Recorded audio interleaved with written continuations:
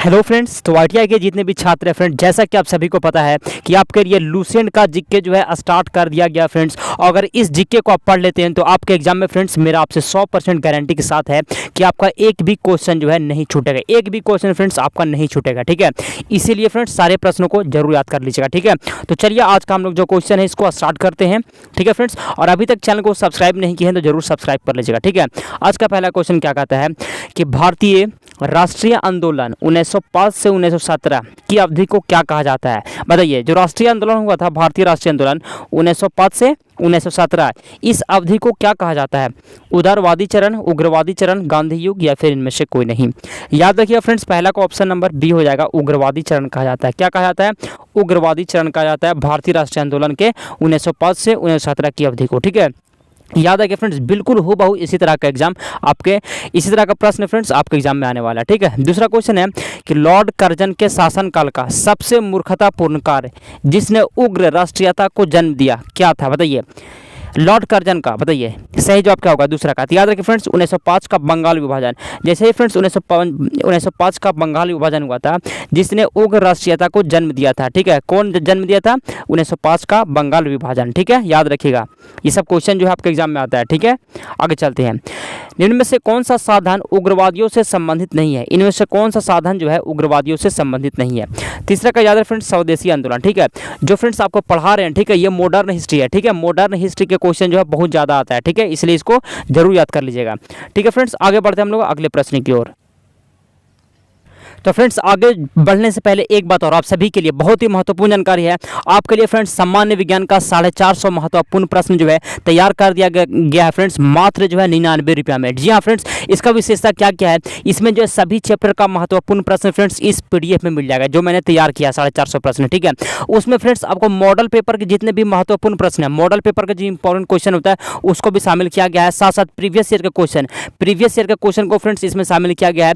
अति संभावित प्रश्न, जी हाँ फ्रेंड्स, अनुभवी शिक्षक द्वारा जो तैयार किया गया है अति संभावित प्रश्न जो है इसमें आपके लिए शामिल किया गया है। साथ साथ सभी प्रश्नों को फ्रेंड्स आईटीआई लेवल के सभी प्रश्न आपको मिलेगा। अगर फ्रेंड्स इसको आप लेना चाहते हैं मात्र 99 रुपया में तो इस नंबर पे आप व्हाट्सअप कर सकते हैं। आपका फ्रेंड्स 100% जो है समाधान किया जाएगा और सारे प्रश्नों को फ्रेंड्स जो है अगर आप याद कर लेते हैं तो आपको बहुत ही ज़्यादा हेल्प मिलने वाला आपके एग्जाम में, ठीक है।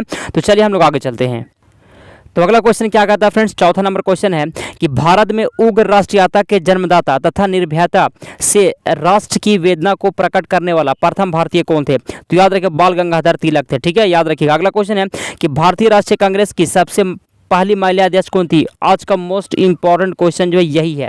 आज का सबसे महत्वपूर्ण क्वेश्चन जो है पांचवा का ही क्वेश्चन है कि भारतीय राष्ट्रीय कांग्रेस की सबसे पहली महिला अध्यक्ष कौन थी? सरोजिनी नायडू, भीखाजी कामा, एनी बेसेंट, विजया लक्ष्मी पंडित। पांच का सही जवाब हो जाए फ्रेंड्स एनी बेसेंट थी। भारतीय राष्ट्रीय कांग्रेस की सबसे पहली महिला अध्यक्ष कौन थी? एनी बेसेंट, याद रखिएगा, ठीक है। आगे चलते हैं। अगला क्वेश्चन है कि वर्ष 1905 के बंगाली विभाजन के समय वायसराय कौन था? Most important question. वर्ष 1905 में बंगाल विभाजन हुआ था, ठीक है। तो उस समय वायसराय कौन था? तो छठा का याद रखिए फ्रेंड्स लॉर्ड कर्जन था। कौन? लॉर्ड कर्जन वायसराय था, ठीक है। याद रखिएगा। आगे चलते हैं हम लोग अगले प्रश्न की ओर। गदर पार्टी के प्रमुख नेता, देखिए मोस्ट इंपॉर्टेंट क्वेश्चन यहां से स्टार्ट हो चुका है, ठीक है। गदर पार्टी के प्रमुख नेता कौन थे? गदर पार्टी के याद रखिए फ्रेंड्स हरदयाल थे, ठीक है। हरदयाल थे। आगे चलते हैं। अगला क्वेश्चन है कि किसने गाड़ी पर यह मानकर बम फेंका था कि उसमें मुजफ्फरपुर के न्यायाधीश किंग्सफोर्ड बैठे थे? बताइए। बम फेंका गया था, वो ये सोचकर फेंके थे कि मुजफ्फरपुर के न्यायाधीश किंग्सफोर्ड बैठे थे। कौन फेंके थे? बताइए। आठवां का याद रखिएगा खुदीराम बोस और प्रफुल्ल चाकी, ठीक है। आगे चलते हैं हम लोग अगले प्रश्न की ओर। अगला क्वेश्चन कहता है कि स्वराज मेरा जन्मसिद्ध अधिकार है और उसे मैं लेकर रहूंगा, यह किसने कहा? स्वराज मेरा जन्मसिद्ध अधिकार है और मैं उसे लेकर रहूंगा, यह किसने कहा था? तो फ्रेंड्स याद रखिएगा नौमा का ऑप्शन नंबर डी हो जाएगा बाल गंगाधर तिलक, ठीक है। कौन? बाल गंगाधर तिलक कहते हैं कि स्वराज मेरा जन्मसिद्ध अधिकार है और मैं इसे लेकर रहूंगा, ठीक है। याद रखिएगा फ्रेंड्स। आगे बढ़ते हैं हम लोग। 10वां नंबर क्वेश्चन है कि मार्ले मिंटो रिफॉर्म्स को किस वर्ष में प्रस्तुत किया गया था? मार्ले मिंटो, ठीक है। मार्ले मिंटो रिफॉर्म्स को किस वर्ष प्रस्तुत किया गया था? आज का मोस्ट इंपॉर्टेंट क्वेश्चन है 1909 में, ठीक है। इसको याद रख लीजिएगा। आगे चलते हैं। भारतीय परिषद अधिनियम 1909 का सर्वाग्रह नाम बताइए। सर्वाग्रह नाम बताइए भारतीय परिषद अधिनियम 1909 का। तो इसका सही जवाब हो जाएगा फ्रेंड्स मार्ले मिंटो सुधार, ठीक है। मार्ले मिंटो सुधार, याद रखिएगा। आगे बढ़ते हैं। सांप्रदायिक निर्वाचन क्षेत्रों की पद्धति की शुरुआत भारत में किसके द्वारा की गई? सांप्रदायिक निर्वाचन क्षेत्रों की पद्धति की शुरुआत किसके द्वारा की गई थी? याद रखिए फ्रेंड्स, 1909 का मार्लो मिंटो रिफॉर्म। ठीक है, याद रखिए। आगे चलते हैं। भारत में गरम दलिया आंदोलन का पिता किसे कहा जाता है? गरम दलिया आंदोलन, गरम दलिया, याद रखिए गरम दलिया, एक नरम दलिया होता है, एक गरम दलिया होता है। ठीक है, तो भारत में गरम दलिया आंदोलन का पिता किसे कहा जाता है? तेरा का सही जवाब हो जाएगा ऑप्शन नंबर डी, बाल गंगाधर तिलक को। ठीक है, भारत में गरम दलिया आंदोलन के पिता कहा जाता है बाल गंगाधर तिलक को। ठीक है, याद रखिएगा। आगे बढ़ते हैं। अगला क्वेश्चन है 14 नंबर कि निम्नलिखित में से कौन पहले एक क्रांतिकारी थे जो बाद में एक योगी और दार्शनिक बन गए? बताइए, मोस्ट इंपॉर्टेंट क्वेश्चन। निम्नलिखित में से कौन पहले क्रांतिकारी थे जो बाद में एक योगी और दार्शनिक बन गए? सही जवाब क्या होगा? चौथा का ऑप्शन नंबर डी हो जाएगा, अरविंदो घोष। ठीक है, आगे बढ़ते हैं।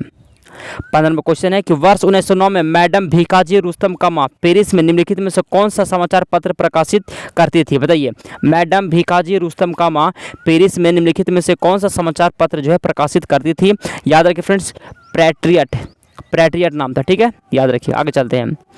अगला क्वेश्चन है, भारतीय क्रांति की जननी किसे कहा गया है? भारतीय क्रांति की जननी किसे कहा गया है?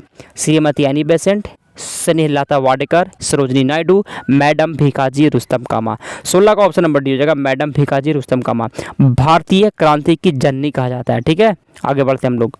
17 नंबर क्वेश्चन है, मुस्लिम लीग की स्थापना 1906 ईस्वी में हुई थी, उस समय उसके उद्देश्यों में कौन सी बात शामिल नहीं थी?